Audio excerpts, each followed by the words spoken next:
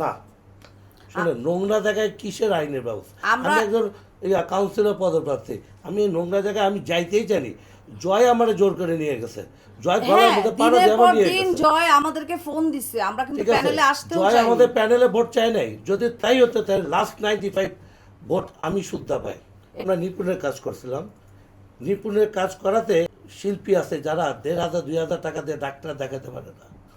আমার স্বাস্থ্য মন্ত্রণালয় থেকে আমি ইচ্ছা করলে হয়তো বা আমি পারতাম, আমি 300 টাকা একটা কার্ড করে দিতাম, যাতে বাংলাদেশের যে কোনো ডাক্তার যে ওরা দেখে। তোমরা তো একদিনের জন্য মজা করলা, আর আমি তো দিতে চাইছিলাম তোমাদের সারা জীবনের জন্য। যে কার্ডটা দিয়া তোমরা বাংলাদেশের যে কোনো হোক সে অ্যাপোলো ডাক্তার, হোক সে ইউনাইটেডের ডাক্তার, যে কোনো ডাক্তার হোক, নিপুণের প্যানেল কাজ করছে, এনটি পক্ষ আমাদের বিপক্ষে কাজ করছে।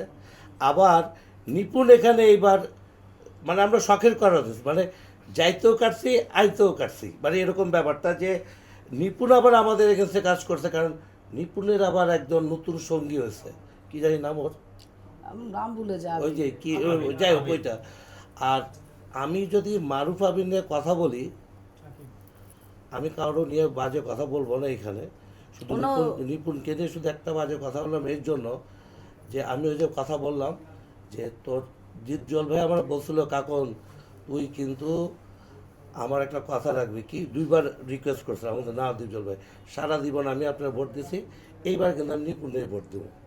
তখন সজল নামে একটা ছেলে আছে, মিরপুর থাকতো, এখন বোধ হয় মোহাম্মদপুরে থাকে, আমার বন্ধু মানুষ।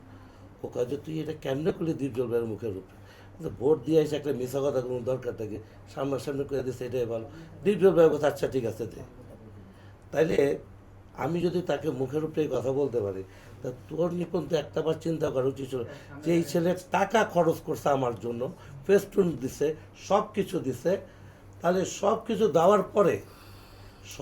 দেওয়ার পরে তাহলে তুমি কেন আমার এগেনস্টে আজকে এই কাজটা করলা? আমি জানি না, আমার না, তোমার তোমার লাভটা কি? তুমি যদি আজকে কোনো আজকে আমি হলে আমার যেটা শর্ত ছিল, আমি ইচ্ছা ছিল যে অনেক এটা আমাদের শিল্পী সমিতির টাকার কাছে আমি বলি, আমাদের শিল্পী সমিতির ইলেকশনটা হচ্ছে একটা বাণিজ্য। প্রত্যেকের পকেটে টাকা, মানে যারা উপরে ইয়ে করে, ইলেকশন করে, যারা বড় পদে থাকে তাদের একটা ইউজ বাণিজ্য হয়। আমাকে নিয়েই তো বিভিন্ন জায়গায় বিভিন্ন অফিসে ঘুরতে চেয়েছে ডোনেশন কালেক্ট করার জন্য। তখন আমি বলেছি যে আমি এটা পারবো না, আমি তোমাদের জন্য ডোনেশন কালেক্ট করতে পারবো না, কারণ আমার একটা ফ্যামিলি আছে, তো আমি এটা পারবো না। জয় এটা কোনোদিন বইলো না। আমি আমার নিজস্ব পরিচিত যারা আছে তাদের কাছ থেকে আমি এনে দিব, আবার আমার নিজস্ব তহবিল আছে, সেখান থেকেও আমি ডোনেশন এনে দিতে পারবো, কিন্তু আমি জনে জনে জায়গায় জায়গায় যে আমি ডোনেশন আনতে পারবো না। তখন হয়তো বা তারা ডিসিশন নিয়েছে যে আসলে এর দিয়ে তো যে ফায়দাটা উঠানোর যে চেষ্টাটা করছি সেটা আর হবে না। তো এই জন্যই হয়তো বা তারা সুকৌশলে আমাকে ফেল করিয়েছে। তো এটা বলার তো আর কিছু নেই। ওখানে যাদের শিল্পী করা হয়েছে, বিচার বিশ্লেষণ করে দেখা গেছে তারা শিল্পী হতে পারে, কিন্তু 1-2 জন ছিল, কিন্তু সেটা রিকোয়েস্টে তাদেরকে, আমি জানি না, ওটা ওদের চ্যাপ্টার ছিল, আমার চ্যাপ্টার, আমি তো ইসি এক্সিকিউটিভ মেম্বার, আমি এত বড় পদে ছিলাম না। আমার মানে ক্ষমতাটা ওই যতটুক ছিল ওটাতে।